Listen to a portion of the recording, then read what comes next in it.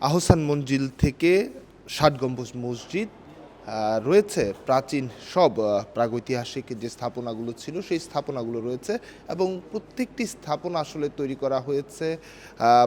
বিভিন্ন শস্য দানা বা শস্য বীজ যে রয়েছে সেগুলো দিয়ে এবং এমনই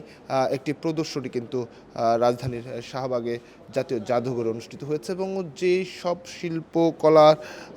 যে স্থাপনাগুলো হয়েছে যিনি শিল্পী তার নাম আবুল কালাম আজাদ এবং একক প্রদর্শনী কিন্তু আসলে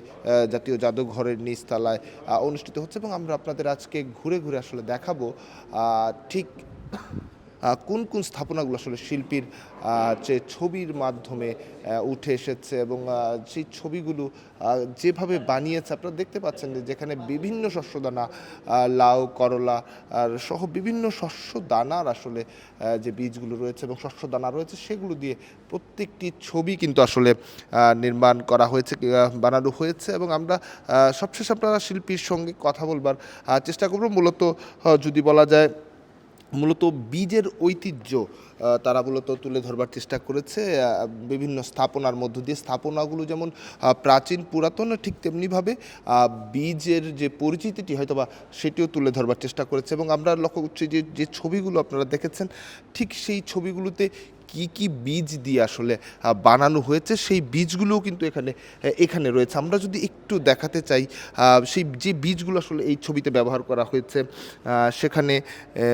যদি বলা যায় মূলা সাদা মূলা লাল মূলা ইপিলিপি ধুন্দল সাদা ধইঞ্চা শশা সূর্যমুখী পেঁপে কৃষ্ণচূড়া ছোট লাউ ঘাসফুল বরুই ডাবলি বুট সিম রাজমা জিঙ্গা বিভিন্ন রকমের আসলে ফসলের যে বীজ সেই বীজগুলো কিন্তু রয়েছে সাদা ঘাস বরবটি কালা বড় লাউ বরবটি লাল বরবটি করলা ডিপ বীজ আলকুশি বীজ করলা এরকম বিভিন্ন রকমের আসলে বাহারি যে বীজ রয়েছে শস্যদানা রয়েছে সেগুলো দিয়ে কিন্তু আসলে শিল্পী ছবিগুলো বানানোর চেষ্টা করেছেন আমরা আরও কিছু যদি স্থাপনা দেখাতে চাই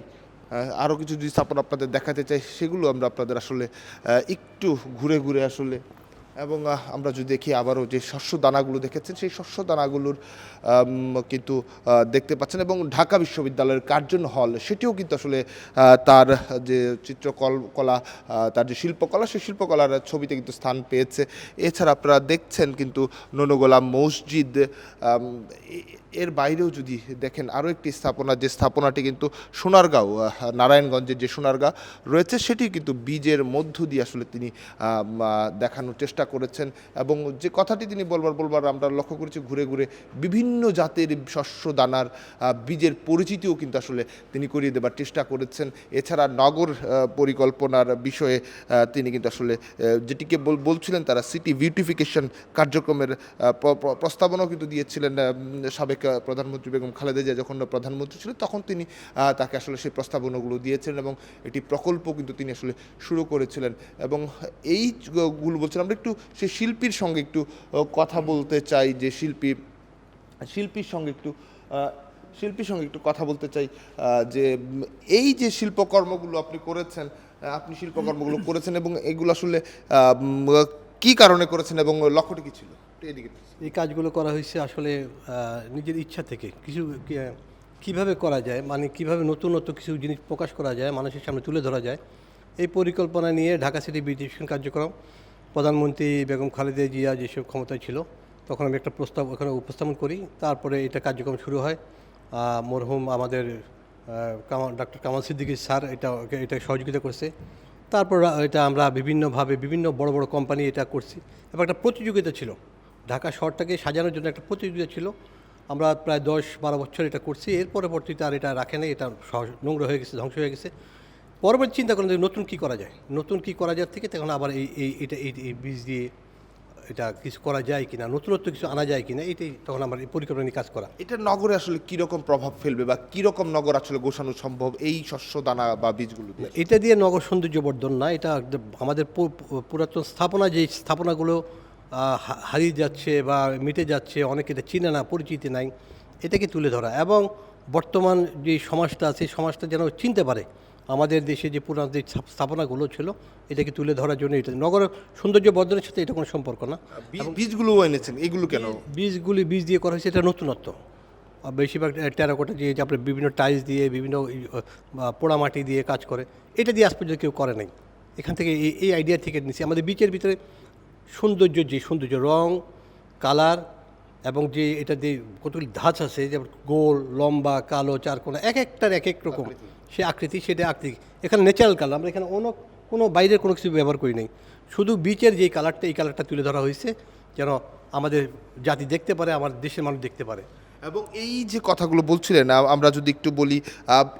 এগুলোর মধ্য দিয়ে কিন্তু তুমি কি বীজগুলোকে আসলে তাদের কাছে পরিচিত করতে চান কিনা, এই লক্ষ্যটি বীজ পরিচয় আপনি দেখলে তো আপনি এখানে যখন এটা আপনি দেখবেন তখন আপনি এখানে আমাদের লেখা আছে কত প্রকার বীজ আমরা ব্যবহার করছি। তো বীজ অনেকে বীজ সম্বন্ধে জানে না, এখানে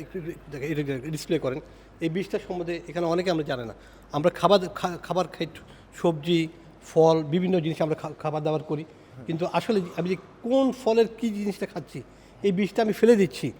এই বীজের যে একটা সৌন্দর্য আছে, একটা কালার আছে,